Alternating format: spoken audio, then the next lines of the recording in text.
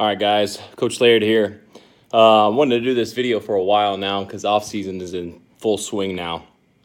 And I'm going to talk about how off-season hitting training should go.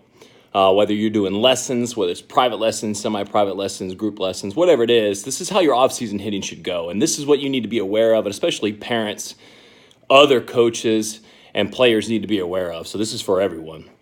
Now, for the off-season hitting process, your first and number one goal should be to work on weak points and fix those weak points. So if you are bad at something, whether it's mechanically or whether it's something that is being thrown to you, such as a curveball, slider, off-speed pitch, changeup away, whatever it is, those weak points, your launch position when you're hitting mechanically, those need to be addressed. And if you're not struggling during your lessons, you're not working hard enough and you're not working on the things you should be working. Because here's the thing, whatever we are weak at as hitters, if we're trying to make those weaknesses strengths, we are going to see some struggle. We're going to see some struggle a lot, especially in the beginning when we make these adjustments. And I've talked about this before, how hitting should go in general when it comes to working on those weak points. Success is not a steady state increase. It's up, down, side, back down, back up, back down. It's all over the place before you get quote unquote successful. And in hitting, you're successful, but you're always trying to get better. You should always be thinking, hey, I could get better at this. I could get better at that. My strengths could get even better than what they are right now. But, fall ball comes around and people will play fall ball for September and October. And they get stuck in this mindset thinking, oh my God, I got to be hitting. I got to be ready for fall ball. I've got to be crushing at fall ball. Instead of working on the weak points in your lessons, they're worried about is, I got to have timing. I got to have timing. I got to have timing. Here's the thing is, if you're not getting better at those weak points, it doesn't matter how fall ball goes. Who cares? You just had a summer and you just had a spring where you were playing. I personally do not believe in fall ball unless you're going out for recruiting purposes. That's the high school age level. Now, fall ball, if it becomes for productive work, if you're wanting to get some extra swings in because you didn't get enough swings in, or if you're a pitcher that was hurt during the season, you need to get some innings in. Obviously, those are alternative or exceptions to the rules. But you got to understand something. If you're struggling at fall ball or if you're tearing it up at fall ball, in my opinion, those things don't matter. What you need to be working on are those weak points, and you're going to struggle. So dads, parents, players, when you get stuck into these lessons and you're going in from lessons to fall ball, and you're like, well, I'm not doing well. I'm doing these lessons right now, and I'm still struggling right now. Why is these lessons not working, or why is this not working? Here's the thing. Any successful person in life doesn't do 2 or 3 hours of work here and there, and all of a sudden, poof, become this legit awesome professional in whatever their profession is in. Whether it's baseball, basketball, whether they're on Wall Street, they're not all of a sudden just going to figure something out after 1 to 2 hours of work and become a professional, become an expert at what they do.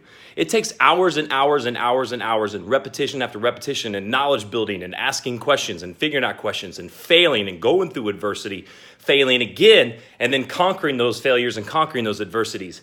You're not going to be able to sit here and go, oh my God, I've got to get these lessons in. I got 2-3 lessons and I'm going to be tearing it up now. I'm going to tear it up for fall and I'm going to be already ready to go.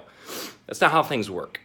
And the fact that I have to say that out loud just shows how, I don't want to say stubborn, but unaware people are of reality and how they lie to themselves and thinking, hey, I'm this person, Coach Laird, for instance, just give you an example, or, Coach Johnson or Coach Smith, I'm going to get these 2 lessons in from him and I'm going to be a super stud. That's not how it works. And if that's your goal and that's what your mindset is, these 2-3 hours of lessons are going to make you become that better hitter or better pitcher or whatever it is, you got to get your mind straight, because it's the process that's going to make you better. And the process from each individual person is different. And that process has to include the first ingredient, and that's hard work.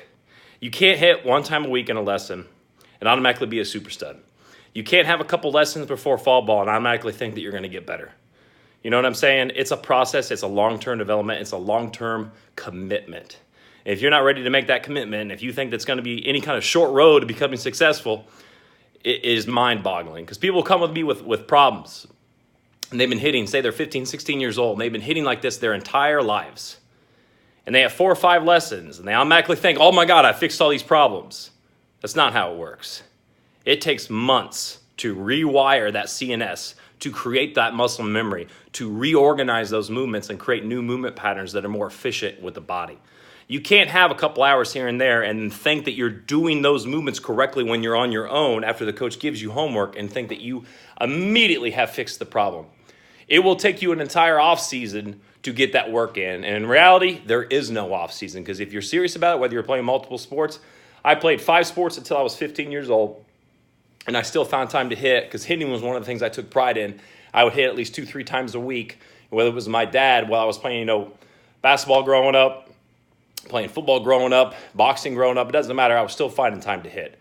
I quit sports as I got older and ended up just playing baseball in high school. And I started putting in more time and more dedication into it because that's what I was wanting to do. But at the end of the day, you either make time to be great and put that time in, that thousands and thousands of hours and thousands of reps, or you're not going to be better. That's how the offseason should go, and that's what should be going. You should be struggling. You should be working on those weak points and slowly getting better. That's not how it works when you just sit here and go from point A to point B in 1 week. It takes months. Laird's Training, out.